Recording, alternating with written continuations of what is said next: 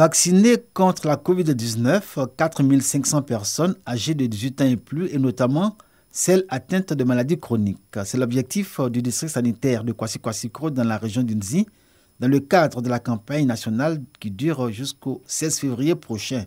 En termes de stratégie, le directeur départemental de la santé, de l'hygiène publique et de la couverture maladie universelle a déployé plusieurs équipes de vaccination sur des sites fixes ou avancés.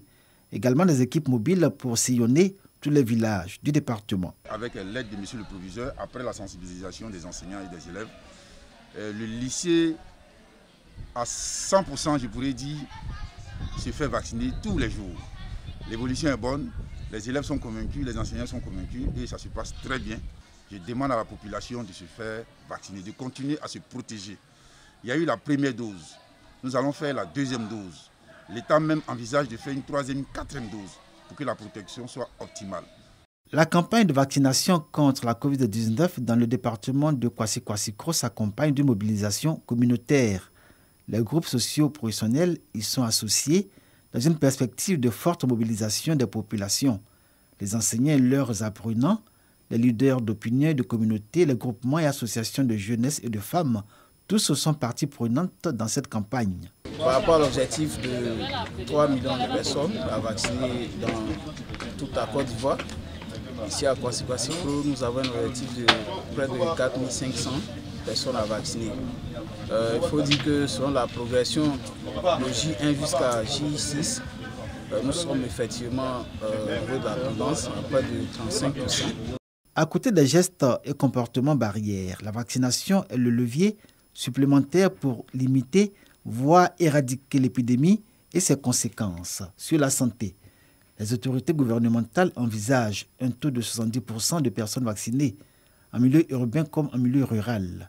Le scepticisme et le rejet de la vaccination sont encore perceptibles chez les populations, malgré toutes les campagnes de sensibilisation que mène le gouvernement.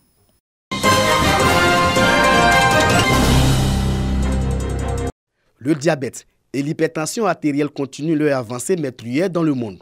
Selon les dernières données de l'OMS, Organisation mondiale de la santé, en 2021, 1,2 milliard de personnes vivent avec l'hypertension artérielle. De 463 millions de malades en 2019, le diabète touche 537 millions de personnes aujourd'hui, soit une augmentation de 114 millions de malades en 2 ans. Face à ces chiffres croissants, le diagnostic précoce est le seul moyen d'éviter les complications de ces maladies. Les patients dépistés tôt bénéficient d'un suivi. À Adi Yapikuru, village du département de Mbayakuru, les populations sont dépistées gratuitement de ces 2 pathologies. Dépistage des malades, c'est pour cela qu'on est là ce matin. C'est une bonne chose que quand on fait ça, ça donne la vie aux gens. Cette séance de dépistage du diabète et de l'hypertension artérielle est une action de la mutuelle du village. Au niveau de la mutuelle, nous avons juste pensé à la santé de la population. Quand bien même on n'a pas fait de constat particulier, mais je pense qu'il est important que dans toute politique de développement, il ne faille pas laisser en marge la santé. En une demi-journée, plusieurs personnes ont été situées sur leur statut. Il y a des gens qui, par exemple, ne se savaient pas diabétiques, mais à travers cette initiative-là, nous avons découvert beaucoup d'hommes qui sont diabétiques. Il y a des gens qui ne se savaient pas hypertendus. On a découvert des gens qui ont la tension 20, 20, 10, 19, et ceux-là. Actuellement, nous sommes en train de les référer vers le centre de santé. Devenus des véritables problèmes de santé publique, le diabète et l'hypertension artérielle sont 2 pathologies fréquemment associées. En plus d'endommager les parois des artères, ces 2 maladies peuvent augmenter le risque de développer d'autres pathologies. Les eaux et forêts lancent à Tahabo la campagne 2022 de lutte contre les feux de brousse. Le choix de la localité n'est pas fortuit. En 2 semaines, les feux de brousse ont impacté les 2 tiers des villages du département. Un échange franc avec les populations s'imposait. Particulièrement ici dans le département de Tahabo, nous avons pu constater que malheureusement, cette année, les incendies sont particulièrement importants et récurrents.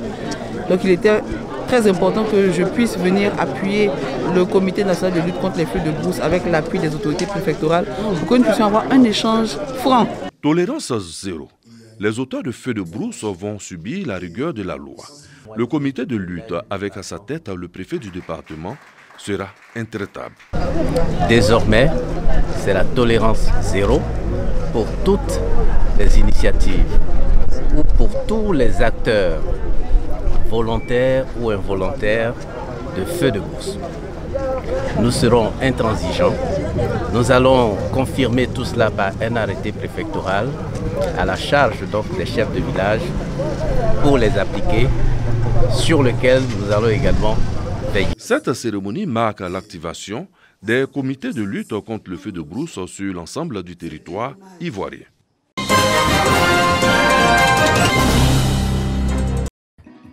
L'ONG Aide internationale aux démunis africains, AIDA, offre des dons composés de kits agricoles et kits scolaires à plus d'une centaine de femmes et d'enfants dans la localité de Konankro, sous-préfecture de Tiasalé. Ces dernières années, avec le changement climatique, de nombreuses femmes des villages concernés par le projet ont vu leur production agricole baisser. De nombreux enfants n'allaient pas à l'école et de ce nombre en grandissant au fil des années. L'image de tous ces enfants disparus, ces enfants avaient besoin d'un plus grand besoin que les cadeaux ne pouvant combler.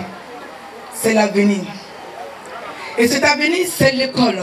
D'autres projets sont inscrits au centre des activités de cette structure, lutte contre l'immigration clandestine et la pauvreté, la construction de 10 écoles primaires publiques dans le département de Tiasalé, dont la première sera réalisée à Konankro. Basée en Europe, l'ONG AIDA compte construire d'autres écoles dans les pays d'Afrique après l'étape de la Côte d'Ivoire.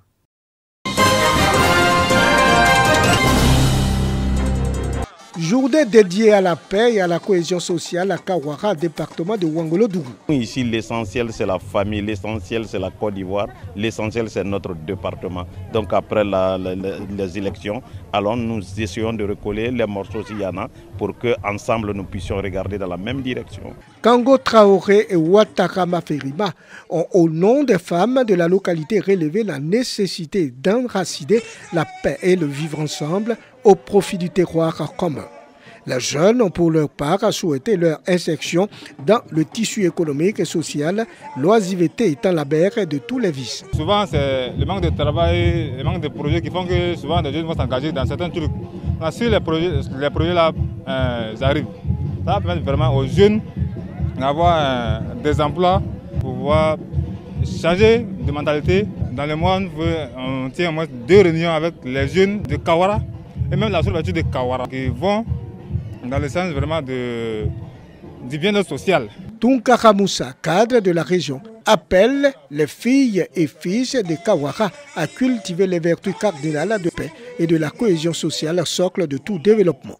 Et le député de la circonscription d'interpeller les jeunes et les cadres à faire de la paix et de la cohésion sociale une priorité absolue. L'élu, dans sa première mission, c'est de faire en sorte que la population non seulement vit en harmonie et en paix pour que le pays puisse aller. C'est pour cette raison que nous sommes à Kawara ici. Le sous-préfet de Kawara a enfin invité les jeunes à se mobiliser autour du fonds mis en place en faveur des jeunes des zones frontalières pour une saine occupation. Des jets de maillots et des ustensiles de cuisine ont été offerts aux femmes et aux jeunes de Kawara. Ils sont 11 policiers des différents services de la préfecture de police de Bouaké à faire valoir leur droit à la retraite. Après plusieurs années de loyaux services rendus à la nation, ces ex-policiers sont célébrés au cours d'une journée d'excellence et d'hommage. Un acte de reconnaissance de la police nationale à ses agents. Ils ont été félicités par le préfet de police pour le sacrifice consenti et pour avoir été des modèles durant leur carrière. Grand merci à vous. Grand merci pour ce que vous avez fait, pour ce que vous faites et pour ce que vous ferez. Le représentant du parrain, Amadou Kone, ministre des Transports, encourage les policiers en fonction à être à l'image des retraités qui ont donné le meilleur d'eux-mêmes pour servir la Côte d'Ivoire. Sans la sécurité, il ne saurait y avoir de véritable développement. C'est pourquoi je voudrais profiter de cette manifestation pour louer tous les efforts déployés par la police nationale en vue de garantir la sécurité nécessaire au redécollage socio-économique de la ville de Bouaké. Une distinction bien perçue par les récipiendaires. Nous sommes très heureux parce que le métier de police, c'est un métier très difficile. Et faire 27 ans de service, arriver à la retraite en très bonne santé, oui, c'est une grâce de Dieu. et être célébré encore par nos collègues, nos supérieurs. Vraiment, nous sommes très heureux et nous tenons à les remercier très sincèrement. D'autres forces de défense et de sécurité étaient présentes à cette cérémonie de célébration des retraités. Diplôme de reconnaissance, échange de présents, prestations d'artistes et un repas du corps ont meublé la cérémonie.